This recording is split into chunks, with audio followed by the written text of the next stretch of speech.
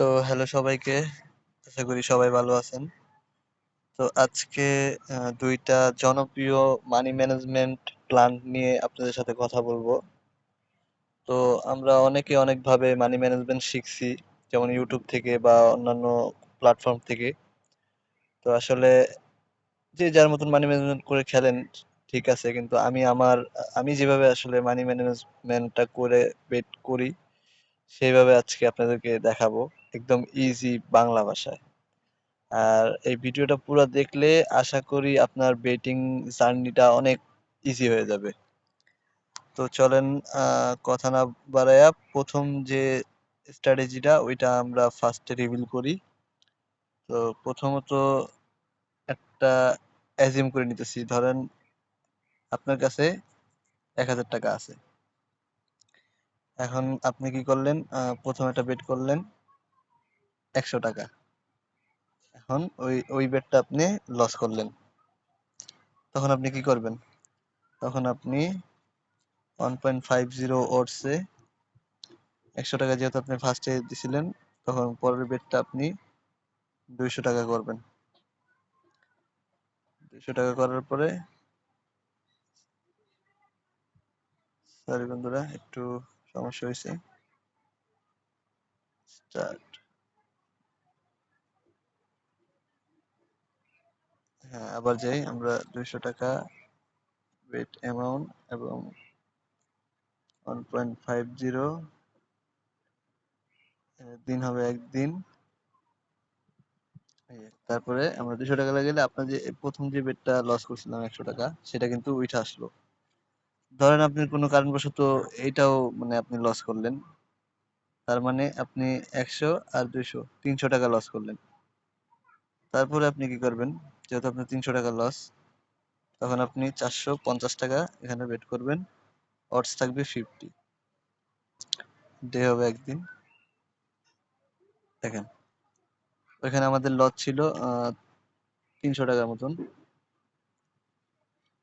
এখানে আমাদের ২২৫ টাকা কিন্তু উঠে আসছে। এরকম করে আসলে আপনার যে বাজেটটা আছে, ওই বাজেট অনুযায়ী আপনি একটা মানে ক্যালকুলেশন করে নেবেন। আমি জাস্ট আপনাদেরকে একটা আইডিয়া দিয়ে দিলাম। এভাবে বেট করি আমি বিগত ৫ বছর ধরে বেট করতেছি। তো আমার এক্সপিরিয়েন্সে এইটা অনেক একটা সাকসেসফুল স্ট্র্যাটেজি মানি ম্যানেজমেন্ট। তো তোমরা চাইলে এটা ফলো করতে পারো। এবার চলে আসি আরেকটা মানি ম্যানেজমেন্ট যেটা আমি ফলো করি, সেটা হলো, ধরেন আমার কাছে যদি ১,০০০ টাকা থাকে, তো আমার অডস এর পরিমাণ থাকে 1.50 এরকম। আমি এই ওটস এর ভিতরেই আসলে বেশি এটা বেট করি। যাই হোক, আপনারা চাইলে অন্যভাবেও করতে পারেন, ভাড়াও করতে পারেন। তো আমি প্রত্যেকটা বেট মানে এই টাকাটাকে আমি ১০টা ভাগ করি ১,০০০ টাকায়, মানে পার বেট ১০০ টাকা করে করি। আপনি একটা জিনিস চিন্তা করেন, যদি আমি প্রথম ধরেন দুইটা বেট দিলাম আজকে, দুইটা বেটে আমার দুইটা যদি উইন হয়ে যায়, আমার প্রায় ১০০-১৫০ টাকা উইন হয়ে যায়। ১,০০০ টাকার হিসাব করে বলতেছি আর কি। এখানে যদি ১,০০,০০০ টাকা থাকতো, ১-১,৫০০ টাকা বা ১০-১৫,০০০ টাকা এরকমও হইতে পারতো। মানে আমি একটা ছোট্ট একটা এক্সাম্পল দিয়ে আপনাদেরকে বুঝাইতেছি। তো আপনি কাছে যদি ১,০০০ টাকা থাকে, আপনি প্রত্যেকটা বেট ১,০০০ টাকা করে করবেন। আর লোভ করবেন না বন্ধুরা। লোভ লোভ করলেই আপনার কিন্তু বেটিং এর লস। একটা সুন্দর একটা প্ল্যান নিয়ে ওইভাবে চেষ্টা করবেন কন্টিনিউ বেট করার জন্য। আর অ্যাটলিস্ট ১ সপ্তাহের একটা ব্র্যাকেট তৈরি করবেন আপনি। যেমন আমার কাছে ১০,০০০ টাকা আছে, আমি ১ সপ্তাহ খেলবো। তারপর আমার লাভ হয়, লস হয়, তারপর আমি আমার বাজেট ইনক্রিজ করব। মানে প্রত্যেক বেটেই যে আপনার বাজেট বাড়াইতে হবে বা কমাইতে হবে, এরকম করলে আল্টিমেটলি আপনি লসেই থাকবেন। এটা আমি আপনাকে গ্যারান্টি দিতে পারতেছি।